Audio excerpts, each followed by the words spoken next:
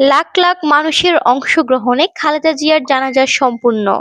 দেশ-বিদেশের বিভিন্ন স্থান থেকে আসা লাখ লাখ মানুষের অংশগ্রহণের মধ্য দিয়ে বিএনপি চেয়ারপারসন ও সাবেক প্রধানমন্ত্রী বেগম খালেদা জিয়ার জানাজা সম্পূর্ণ হয়েছে।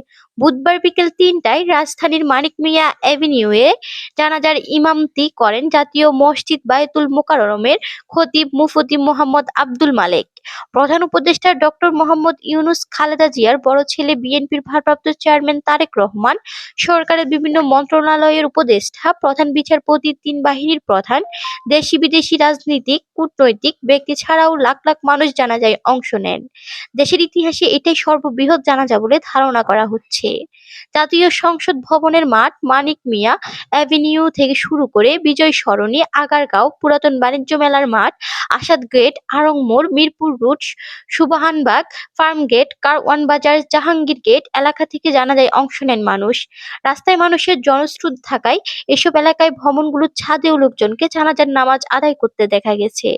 খালেদা জিয়ার জানাজায় অংশ নিতে আজ সকাল থেকে লাখো মানুষের ঢল নামে মানিক মিয়া এভিনিউয়ে। জনস্রোত ছড়িয়ে পড়ে মানিক মিয়া এভিনিউয়ের বাইরেও।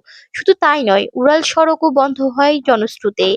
জানাজায় প্রধান উপদেষ্টা ডক্টর মোহাম্মদ ইউনূস, তারেক রহমান এবং অন্যরা। বিকেল ৩:৩০টার দিকে জানাজার আনুষ্ঠানিকতা শুরু হয়। জানাজার শুরুতেই খালেদা জিয়ার স্মৃতিচারণ করে বক্তব্য দেন বিএনপি স্থায়ী কমিটির সদস্য নজরুল ইসলাম খান। তিনি বলেন, খালেদা জিয়া বলতেন, বিদেশে আমাদের বন্ধু আছে, কোনো প্রভু নেই।